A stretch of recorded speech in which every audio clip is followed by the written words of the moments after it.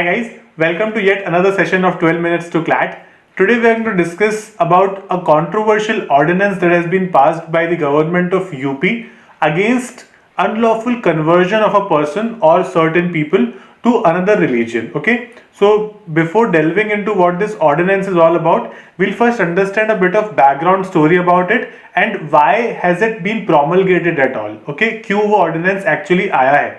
So we've been listening a lot, and in fact we've been watching a lot of debates around media and social media, I would say, about love jihad. Okay, so love jihad is one topic that has caught our attention in recent times, and what exactly love jihad is something that has been created by, I would say, media or certain people who are its propagators, okay, who are its supporters, because love jihad has no meaning in law, because there is no such phrase that is defined by the Constitution of India or any other law in India. Okay, so love jihad as a phrase is not defined. So today we are not going to make a judgment or make an opinion on whether love jihad exists or not, right? We are just going to understand as to what this ordinance is all about and what are its implications, okay, and what are its salient features, right? So let's first understand as to what is love jihad as per the media that is being projected. So love jihad is basically when a Muslim man marries a woman who is from another religion. Generally it's a Hindu woman who gets married to a Muslim man, and that Muslim man marries that woman as a Hindu. Okay, so he basically changes his name and dupes that woman into marriage, and after that woman is married to this person unlawfully and forcibly makes that woman to change her religion, okay, and convert to Islam. Now that is creating some problem in media, and there are actually two factions that is created in the Indian society now. One faction believes that this is love jihad and these are certain jihadi tendencies that is Muslim men are showing, while the other faction believes that this is a clear case of fraud and nothing else. Okay, it has got nothing to do with a particular religion for that matter. So now let's understand as to what this ordinance is all about. This ordinance is called the UP Unlawful Religious Conversion Prohibition Ordinance 2020. Okay, and this is not the first time that a law like this has been made for the Indian state, for any Indian state for that matter, for the purpose of unlawful conversion. In 1968, such a law was made in Madhya Pradesh. In 2006, this happened in Himachal Pradesh, and as recently as 2018, it happened in Uttarakhand also. In this particular matter, there have been certain pronouncement by various courts in India also. Okay, so we'll discuss the most important ones. The most important one was from 2017 called the very famous Hadia case of Kerala, which went to the Supreme Court. Then in this case, the Supreme Court categorically held that matters of dress, food, ideas or ideology or of love or partnership are central aspects of one identity, and neither the state nor law can dictate the choice of partners or limit the free ability of every person to decide on these matters. And the court basically held that the right to choose a partner of your choice is a fundamental right of each and every citizen staying in the country. Okay, so it doesn't matter what religion you are, it doesn't matter who you are, you can marry whoever you want under the Indian Constitution, under the laws that we have, because the Constitution guarantees you that. Now there were certain pronouncements very recently by the Allahabad High Court itself. Okay, so understand the peculiarity, because the law or the ordinance that we are discussing today has been passed in Uttar Pradesh, and Allahabad High Court is the High Court for this state, right? So Allahabad High Court in September 2020 passed a judgment called Priyanshi alias Kum Shamreen versus State of Uttar Pradesh, wherein the court held that the conversion for the purpose of marriage is void. Okay, so they basically said that you cannot convert to some other religion only for the purpose of marriage, and that is not allowed. In fact, the Yogi Adityanath government, the UP government, while promulgating this ordinance, they relied on this judgment. Now there is another interesting point to note, which is that after some days of this judgment, in November 2020, there was another judgment by the Allahabad High Court itself, and it was a division bench judgment called Salamat Ansari versus State of UP, in which the court clearly held that right to live with a person is intrinsic to one's life, and irrespective of their religion, they have all the right to stay with whoever they want.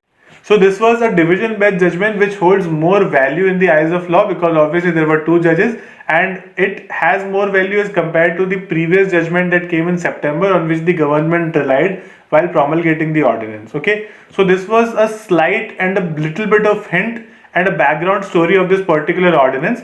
Now let's move and understand as to what are the features of this ordinance. Now under this ordinance, any kind of unlawful conversion, which means something that is not allowed in India, or any conversion by the way of fraud, coercion, misrepresentation or marriage, ठीक है, in reasons की वजह से if some person converts to some other religion, then that conversion is unlawful, and the person who is making that person basically convert to some other religion, that person will be prosecuted and punished under this particular ordinance. Okay, and the aggrieved person, basically जो victim है, who can file an FIR on the part of the victim is their parents, their brothers or sisters, or any other person who is related to that particular victim or the aggrieved party by the way of blood, adoption और marriage. Okay, अगर इन तीन relation से अगर वो aggrieved party से related है, then those people can also file an FIR.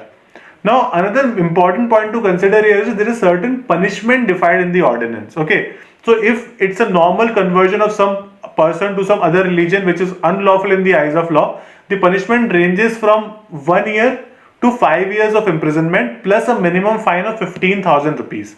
Whereas if there is some person who is unlawfully converted and that person belongs to the community of SC/ST, or she's a woman or a minor person, then the punishment extends from 2 years to 10 years of imprisonment, and the fine also increases to minimum 25,000 rupees.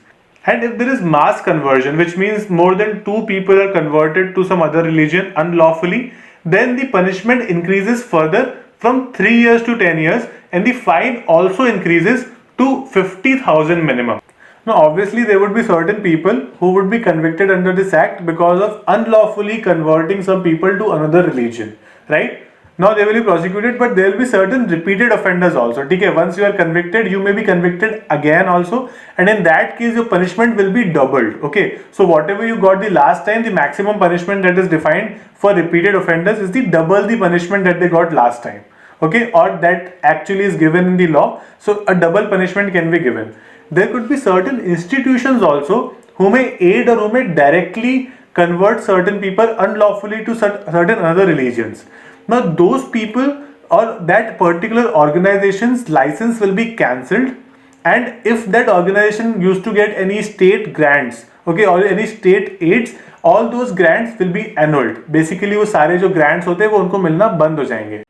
Now we know that we, under the Indian Constitution, we are guaranteed certain fundamental rights, and these fundamental rights include right to freedom of religion as well as right to live with dignity. Okay, so no law or no court in India can actually prohibit a person from converting to some another religion. Okay, you cannot altogether do this, but there are certain obstacles that has been created by this particular act, which is a matter of contention, which is a major controversial point here.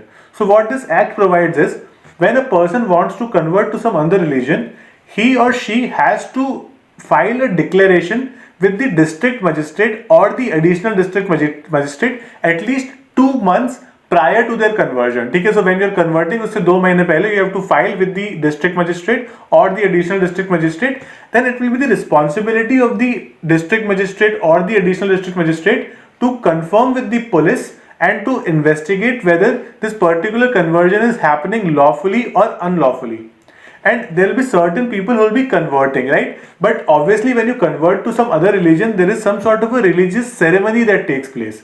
So the priest who takes that religious ceremony or who basically performs such religious ceremony will also have to file a declaration with the district magistrate or the additional district magistrate at least 1 month before the conversion or such ceremony happens. Okay, so the people who are converting and the person who is converting actually will have to file declarations, although the time frame here is different. So these are the pre-conversion declarations, and there are certain declarations that are post-conversion. ठीक है, convert होने के बाद भी. Okay, so उसमें the person who is converted, he or she will have to file a post-conversion declaration with the district magistrate or the additional district magistrate, 60 days after they have converted. Okay, so 60 days के अंदर करना है. And after that is done, within 21 days you have to physically appear to identify, or basically to prove your identity in front of the magistrate or the additional district magistrate. So I had already mentioned to you guys that this particular ordinance is extra legal, okay, because love jihad does not find any mention in the legal text, okay. There is no mention in the Constitution of India, and you cannot basically prohibit a person from converting to one religion to another, okay. So we have to think like lawyers here. So this is creating some sort of an hindrance, okay. I'm not saying that this is asking you to not convert at all and infringing on your fundamental rights, but it is causing some sort of obstacles in your fundamental rights, in the enjoyment of your fundamental rights.